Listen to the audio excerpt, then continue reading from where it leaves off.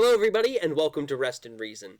I'm RP the Red Panda, and today we're going to be looking at Pandemic, the fourth game in my Fixer Upper series. Now, Pandemic really does feel like a pandemic. You start out slow with a couple cubes coming on the board, and you're like, it's fine, it's over there, it's not a problem. Then they start inching closer. You're like, oh, okay, this seems a little crazy, but we should be fine. Then all of a sudden you're like, oh no, it's cubes everywhere! Quick, get inside! Hide your kids! Hide your wives! Hide your husbands! The COVID's coming for you.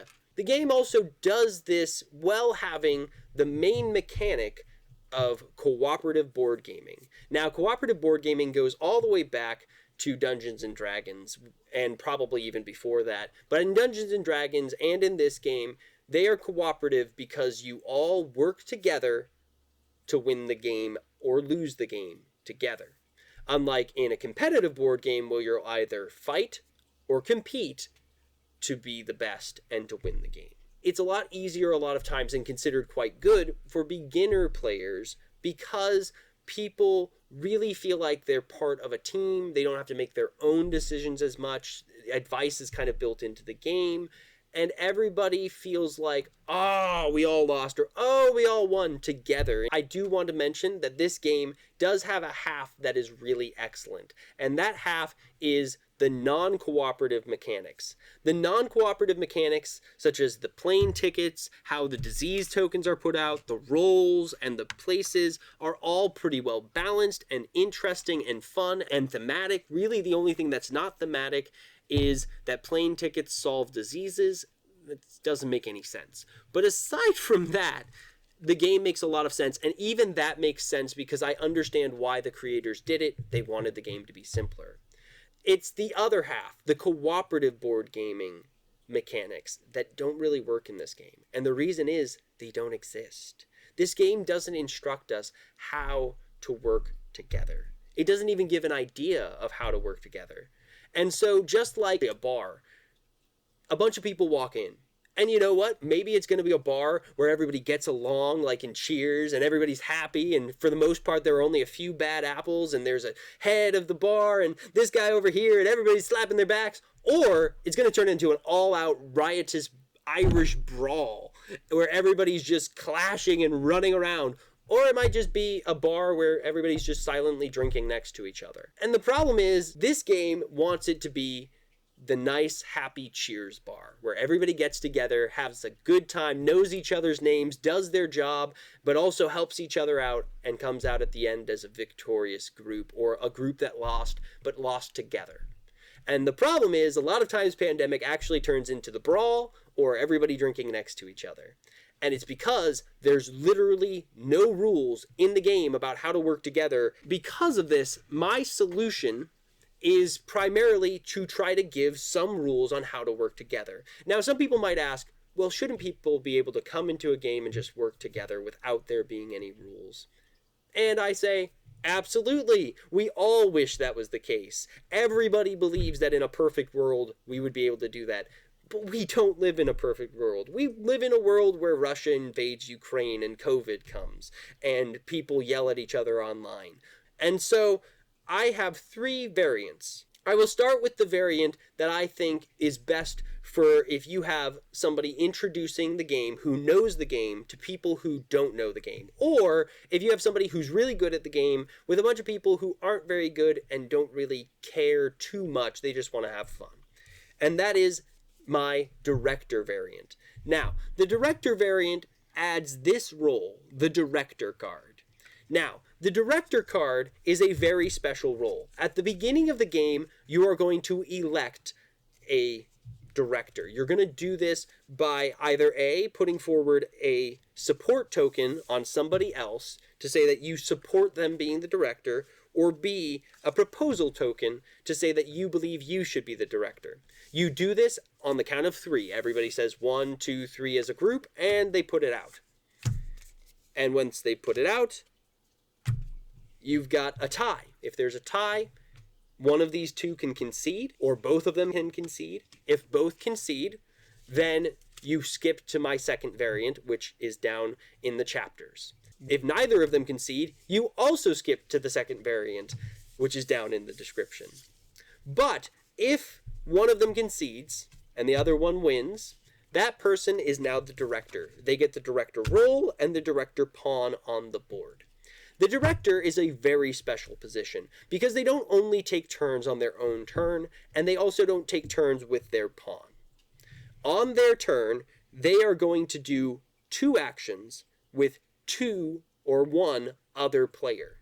They have to get that person's permission, and they can do anything the other person can do, including that person's special abilities, such as build a special research station. They are very important to the strategy, but they still have to get other people's opinions. And this helps it so that if somebody makes a mistake on their turn, the person who knows the most about the game doesn't feel like, oh man, they just lost the game for all of us. They go, oh, I can just nudge them in the right direction, or maybe fix that a little bit. And they don't have to be mean about it. They don't have to come up against them. They can just be like, hey, I'm the director, and I thought maybe we could do this because that would be really good to do with your character. And more than likely, the person's going to go, yeah, I want my character to be used more. That's great, thanks. The other thing that the director can do is on other people's turns. On other people's turns, they can give advice one time for exactly 1 minute. If they give any more advice than 1 minute's worth, the game automatically skips the director's turn on their next turn. So the director has to, and is forced to by the game, be a good version of a boss. A good boss comes in and says, here's what I need you to do. Here's some small amount of direction on how to do it. But then they trust you. They trust you to do the rest. And that's what the director is forced to do. They have to give short, sweet advice to say, hey, I think this is what would be best for you. And then after that, they have to trust you to do the best thing you can with your guy. Now, my second variant that I kept talking about, if you have a tie on the other variant, is the fully cooperative variant. In the fully cooperative variant, I take away one of the biggest things I've seen cause friction in the original game, which is this is your guy.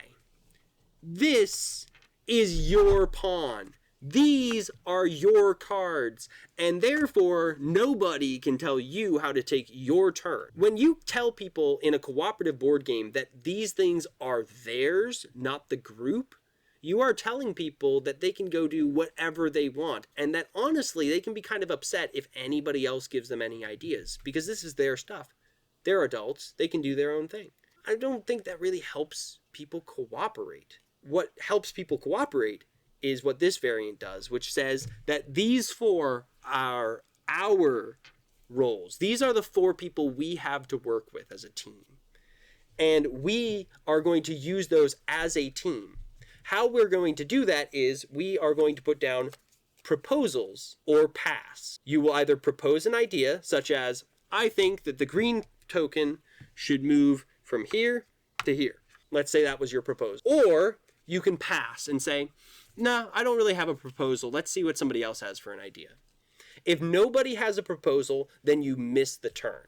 So that means somebody has to have a proposal. If somebody does have a proposal, or let's say 2 people have a proposal, then the next round starts. In the next round, everybody can choose which proposals to support. The people who have already put forward proposals can always flip over their proposal and support the other one, or the other ones. The other people can decide to support whichever proposal they choose.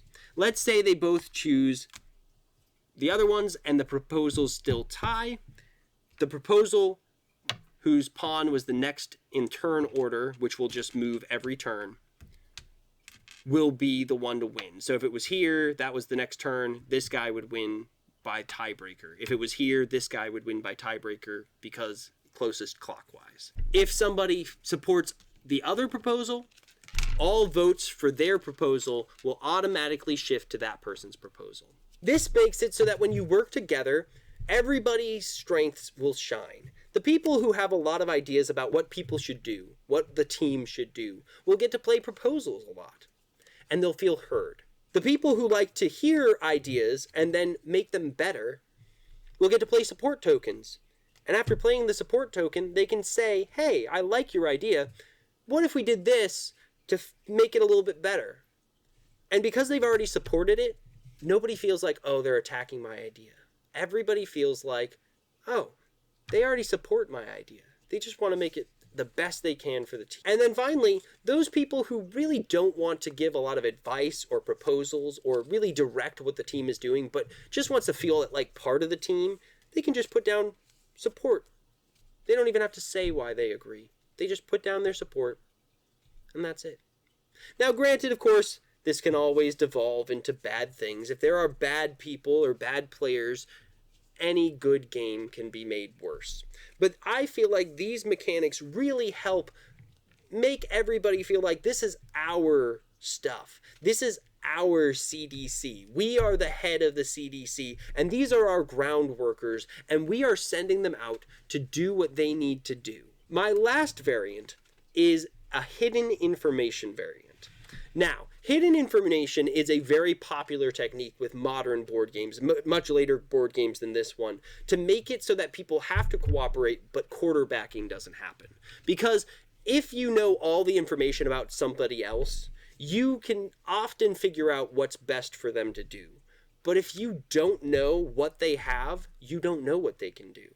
You haven't seen what they can do. Instead of all starting here, you all start in one of the other colors. This makes it so that thematically, the idea of this one is that the pandemic has done so much to disrupt communication that you really don't know who is where and what they're doing. You just need to go and figure that out while also fighting the disease. But it also gives a little bit of a bonus that people are spread across the map already to fight the disease, so it helps mitigate the fact that you don't know very much about each other and can't do the most efficient moves. So in this version, your roll card is hidden and your cards are hidden. You may only show your roll card if you are in the same city as another player, and you may only show that roll card to that other player, and that player may not tell anybody anything about your roll card. Or every turn you may show one of these cards, and you may leave it out until the end of the turn when you hide it yet again in your hand. This hidden information forces people to go, you know what, I gotta trust that person.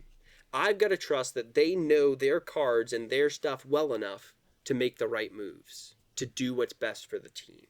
It makes it so quarterbacks can only give a little bit of advice based off of what they know. And the other players can take that advice, but also can say, hey, I really appreciate that advice, but there's stuff in my hand that I can't tell you about that would make this smarter to do. These three changes help make it so that that cooperative half, those cooperative mechanics actually exist and actually help all the different types of players work together. And it really touches on something that I'm passionate about with board games. I believe that board games should help us grow as people. They should help us grow in patience, in teamwork, in kindness, in love, in togetherness. A good game is going to help teach you those lessons. And a bad game is going to just let you do whatever you want. And while doing whatever you want, hurt people you love. And so originally, I give this game a 3.4 out of 5, which, as you probably would know, is slightly above average for a board game, but is a bronze recliner. I would consider this a game I'd only recommend to very specific people. And I'd say you need to have a specific group that you want to play this with, of people you already know will work together. Because if you don't know they'll work together, you might sit down to Pandemic with a bunch of friends and walk away with a bunch of enemies or arguments or sad times. That's the last thing you want from a board game. But with my changes, I would give this game a 4.15 out of 5. Because this game gets up to a silver recliner, a general recommendation. I would say that this game, with a few small changes on regulating how you all work together and making it a little bit easier as a team to grow together, is a really excellent game, especially in its synergy of mechanics. It's just beautiful. Its mechanics and its theme work together beautifully. There are so many good things about this game. Now, my big question to you guys is, do you guys agree that a board game should be helping us grow as people? Or do you think it should just be pure, unadulterated fun? Let me know down in the comments. I'd love to interact with you on this idea of board games as something that can help us all grow closer together and grow better as people. And as always, please hit that subscribe button, hit that notification button, or else we will all just die of a pandemic of sorrow and horror. Or, I just might not have very many subscribers. It might be both, I don't know. And as always, thank you so much for joining us today on Rest in Reason.